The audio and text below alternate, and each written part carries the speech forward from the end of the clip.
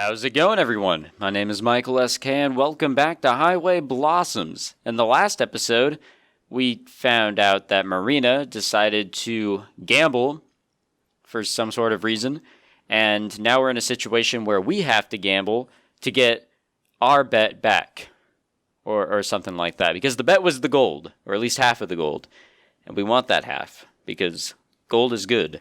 I still don't think it's a lot of gold, but still, gold is gold. So I guess we're off to a casino to play some blackjack. Not poker this time, but blackjack. Well, I know it'd be really cool. I know it won't happen, or maybe it will, who knows, is if we actually got to play the blackjack. I'd love to play some fucking blackjack. But anyways, I vaguely know where the casino Mariah mentioned is located. We passed it earlier today, but I didn't pay much attention to it. As we load out of the RV, Marina's dragging her feet. Do you want to wait here? I can just go take care of this and then come back. No way! I don't want to split up again. Yeah, because that definitely didn't work out last time. After I lock up, I take her hand. Since I'm in the lead this time, the walk isn't as slow. With the evening approaching, the temperature's gone down. At the same time, traffic is starting to build up. In a few hours, it'll look like an entirely different city here, once all the lights come on. The view of a big city at night, far in the distance, has always been one of my favorite sights. I can remember staying up late when Gramps and I were on the road so that I could press like a sticker, against the window and look. When I was over at LA for Anime Expo, I didn't go exploring through the city or anything like that, but since I was at the convention center, everything looked extremely nice there with all the lights. It was a very, very cool look. They sell postcards of New York and Atlanta and other places all lit up because it's so pretty. We've got a couple of hours until then. Neither Marina nor I say much while we walk. Even given the situation, it doesn't feel as awkward as some of our quiet times before. Soon we reach the building Mariah described. This the place? Yeah, this is it. We step inside. I can see why Mariah said this place might be closed soon. Although it's pretty clean looking, there is hardly anyone here. A couple of people occupy slot machines far away from each other. Aside from those two, and a bored-looking host, the place is pretty empty. Well, those three in the trio, Mariah and her posse, are seated on a semi-circular couch. It and an identical couch form a circle around a card table. No greetings are exchanged as Marina and I take our places across from them. A sealed deck of cards sits on the table. God damn, sorry. It's got gaudy Las Vegas landmarks and logos all over it, but at least it's legit. Should we ask that guy to come deal for us? Hell no! The only reason they don't check ID is because they don't care. If you attract any attention, they'll throw you out. Okay, so who will? Tess can. Tess nods. Really? No offense, but does she even know how? Of course she knows how. She's not an idiot. And before you get any ideas, she's more likely to help you cheat than help me. Tess nods again. Just ask. Alright, that works for me. Because if two underage girls are going to play, then why not have a 10-year-old deal the cards? Mariah slits open the plastic wrap on the deck and then hands it to Tess. The little girl takes out the instructional cards and the jokers and then shuffles. I have to say I'm impressed. She creates a bridge with the cards that's way tidier than I could ever do. Mechanical even. So there are 16 pieces total. We'll go piece by piece, I guess. Sure. That means I'd have to win 8 hands in a row, without Mariah or the dealer winning any, to earn back all of Marina's treasure, and I won't settle for anything less than the full amount. We have a small stack of tokens near us that each represent a single piece of treasure. How does this game work? Basically, you try to get the cards in your hand to add up to 21, or as close as possible without going over. Whoever's closest wins that round. The dealer can win too. We all get 2 cards. Then you can stand, which is where you don't take any more cards, or you can hit, which is where you draw another. That sounds really easy. It is actually. It's a very simple concept, but you gotta know what cards could come next. I guess. Like I said, it's mostly luck. Well, yeah. A lot of it is luck, chance, you know? What are your percentages? Count cards to win, boys. Shut up. Time to play. Please let me play. I want to be the one that plays the blackjack. I flip her off. Wait, we do? Alright. Oh shit, are we actually playing? Hold on a second. Or maybe we're just seeing the cards. Tess deals us the first hand. I stand while Mariah hits. I don't expect her to beat my 18, but she lays down a 10, a 3, and a 6. Damn. Tess slides her 2 tokens. On the next round, I beat her. I win the next 2 rounds after that, but then the dealer wins and we have to start over. I wish I could play, though. The game drags on for a long time. Joseph has fallen asleep, head lolling backwards over the couch. Even Marina, who has both her honor and money at stake here, is starting to fidget. We've been playing for close for an hour. She doesn't complain at all, though. After a while, even Mariah and I are starting to get annoyed. She sighs and shifts irritably while I debate what to do. And when she takes her time thinking, I bite down the urge to say something snarky and hurry her along. Once Tess wins again, and we're both sitting at 3 pieces each, Mariah wipes her palms and clears her throat. This is taking forever. Yep. But if you're saying we just call it here, the answer is no. No. But let's just go all or nothing. One final hand. Then you won't be able to say I cheated or took advantage of anyone, and I can finally relax with my treasure. I think about it. One more hand, huh? The odds are probably better than if we were to sit here all night. Maybe. I'm not good enough at math to calculate. Well, I'm actually kind of confused. Does every bit that Tess is making go straight towards the trio? Because if that's the case, then we're at a disadvantage no matter what. So I don't really know. It would be possible that we're here until the festival comes around if we kept going back and forth like this. I look over at Marina, whose interest has been piqued again. What do you think? She gives it a long thought, her face betraying nothing. Then she shrugs. I have no idea. Right then. Fine. All or nothing. Mariah nods, satisfied. Deal 'em, kid. Tess passes out our cards. I pick mine up, holding them so only Marina can see. A 9 and a 7. Not awful, but not great. Tess shows an 8. I try to gauge some sort of reaction from Mariah, but her face is totally expressionless. No wonder she beat Marina at poker. Amber? I think that's the first time she's ever said my name. It sounds weird coming from her, yeah. I'll stand. With a 16? Alright. But she has an 8, so she could have a 10. That's what I worry about. If I were to take a hit and draw another card, there's a pretty good chance it'd put me over blackjack. And that would be a loss by default. Sis? Hit me.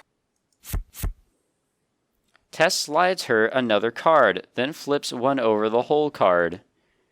It's a 4 for a grand total of 12. That means we still beat her, at least. Let's see. I lay down my cards and wait for Mariah to do the same. Except she doesn't.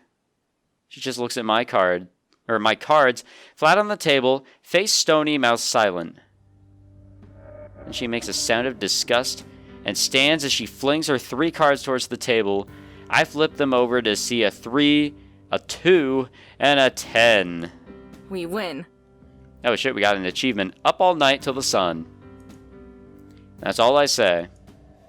Marina looks at me, then at the table, then back to me. making sure she heard me right. We did? Yeah. The total of her hand was closer to 21 than hers was. Strangely, I don't feel excited. Not about the victory, which is nice, or the fact that it came over Mariah, which is nicer. I just feel relieved. Marina squeals and then explodes towards me, half leaping, half tackling me into a hug as I nearly fall off the couch. She plants a large kiss on my cheek and then travels over to my mouth. Oh God, Amber! I was so worried, but oh my God, thank you! You're the best! Her praises are dotted with kisses all over my face. Joseph, woken up by the commotion, looks away with a blush. Tess, on the other hand, stares at us, creepily apathetic. I separate myself from Marina and stand up. Mariah has already traveled halfway to the door, not saying anything in her defeat. The little wooden box of gold sits abandoned where her arm was. I check and count the pieces of treasure. They're all there. I start to move towards Mariah to say something, but Joseph clucks his tongue. I stop. Don't worry about her, she's always like this. Sorry. Not sure what else to say, I half shrug, which is hard since Marina still clings to my arm. Don't be. Better things work out this way. Come on, kiddo. He takes Tess's hand and they start to follow Mariah, who left the building. You ladies take care. You too. See you later. Once they leave, I look down at the mess of chips and cards on the table. Someone will come by and clean them up. Marina tugs on my shirt. When I look at her, she kisses me on the lips again. For the first time today, we stay like that for a long time, not caring about how many stares we might be getting, though it can't be more than 3. I can still taste a faint saltiness from her tears. I feel her lips curve into a smile even before we pull apart. Thank you. Seriously. I know I'm always saying thank you and sorry, but I am sorry that I screw up so much. Don't worry, dog. It's all good. Don't worry about it. It all worked out, right? Yeah, but only because you were there. I don't know what I would have done if you weren't. Well, if I wasn't, then you wouldn't be either, you know? I mean, it was a joke, or I mean it as a joke, but she doesn't laugh. She leans into me. I know. Then we kiss again. We must look like perverts, still standing in the middle of a casino making out. You ready to get out of Vegas? Definitely. But, one thing first. What's that? Can we get something to eat? I was hoping you'd say that. I saw this Chinese place earlier that smelled amazing. Sound good? Very. Then off we go. Hand in hand like always, we leave the casino and make the quick walk to the restaurant. I'd come across it while waiting for Marina before. All along the strip, more and more lights are coming on. It's hard to tell that it's getting much darker out because of how much artificial light there is. We get to the restaurant and eat outside of the patio, watching as more and more buildings are illuminated. By the time we're done and back at the RV, Las Vegas has shifted fully from daytime to artificial daytime. Before we buckle in, I pull back all the curtains. Make sure you get a good spot by the window. You're gonna want to see this. It starts slowly, just a few lights and apartment windows coming to life, or lonely streetlights flickering on. I drive slowly, as to keep us here longer. Beside me, Marina shifts impatiently but doesn't say anything. By now, she knows when I'm being serious. I know she won't be disappointed. As more and more lights flare up across the skyline, I can see Marina shift to get a better view. I smile to myself. This is what I was waiting for. What she was waiting for, even if she didn't know it. Las Vegas lights up like a forest of Christmas lights, glimmering orange and yellow against the muddy blackness of the night sky. The further away from the heart of the city we get, the more of its gorgeous sprawl we can see. Soon it's so immense that the entire world seems to be awash with forced color. I ignore the signs that will lead us all the way out of Las Vegas, and instead cruise along the streets that will let us admire for longer. Marina's head slowly turns with every bend in the road, her gaze magnetically fastened to the city. Skyscrapers zoom by, each one another pillar of light. The casinos, which have gaudier decorations, make an exotic contrast to the mundane office and apartment buildings. Marina drinks it all in like water, out here in the desert. Light from the window frames her face, and I remember how I thought of her as angelic back in Zion. Now the word is even more fitting because of the way her open-mouthed smile enhances the effect. She catches me watching, and just for a second, that smile is directed at me. Then she turns back to Vegas, which is finally starting to recede as we head out of town. She's silent until long after it's faded from the rearview mirror. Then she clears her throat and finally looks at me again. We're going back one day, right? Sure, if you want. Good, because we didn't even get to do like a nickel... Quarter. A quarter of the super cool stuff we should have done. Oh yeah? Like what? Even if I do live like a gross hermit, I know what Vegas has to offer. But I like seeing her excited. There's always a genuine spark of wonder that's ignited when she is. It might have to do with her lack of experience, but I like to think she'd do the same regardless. Well, there's this pirate sun show that looks really cool. I heard about another show with fountains and lights that shoots water way up high in the air and... Oh, and there's a couple of NASCAR races we can catch.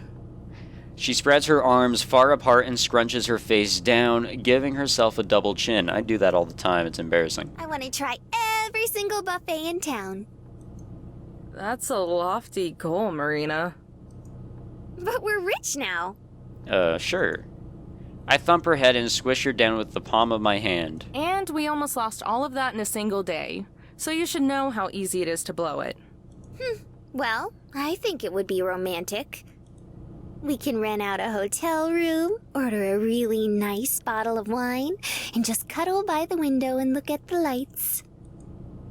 A wistful look gleams in her eyes as she gazes out the window into the vast desert night, sighing like I just stepped out of the royal carriage and swept her off her feet.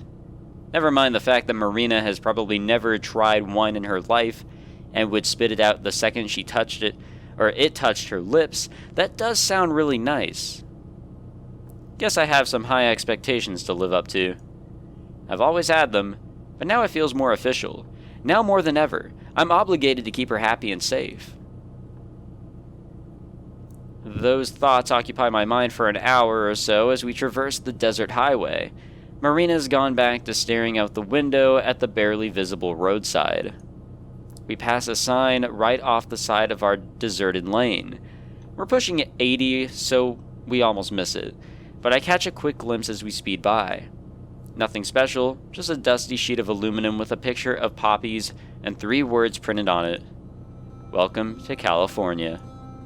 It's gone before I can even process it. Huh, I guess we're in California. It doesn't look like Marina noticed, and why would she? We've passed several state lines, and it was never a big deal then. No welcoming party or even a government checkpoint, and that suits me just fine. She hasn't brought up her surprise anymore either, whatever it was. Probably better to just let her forget about that. But that doesn't mean that the day is over yet, and the places that geezer would always yak on about may as well have been stapled into my brain. Hey, you trust me? Her head perks up and she turns away from the window, answering without delay. Of course I do. Why? Just checking. And that's that. No more questions, just blind trust. I continue driving, eventually branching off onto an exit. Another thing I don't think Marina notices. Soon, budding lights start popping up in the distance, typical yellows and whites, barely hovering above the road with one exception. Towering on the horizon, outlined in neon red with digital numbers climbing towards the sky, is a giant monstrosity of a thermometer. It caps off above the middle, reaching temperatures all the way up to 62 degrees. Finally, it dawns on Marina. Her head twists towards me like an owl, her eyes just as wide as one. Amber, what's going on? She feigns concern at first, but her voice curls up mid-sentence, unable to hide her smile any longer. You said you trust me, right? And I do. Marina tilts over and rubs up on my shoulder. I go dead stiff, again feeling the weight of that trust and responsibility. We drive into town, which as far as I can tell, is just one long street. Old beat-up gas stations and fast food joints line the side of the road, separated by an occasional diner. The thermometer is tucked away, hidden in a corner, but it may as well be the center of the universe, the rest of the world zooming by it on the interstate. I pull into the lot by the thermometer, its only neighbor being a small shack. The sound of the ignition dwindles down to nothing, leaving the RV parked wherever.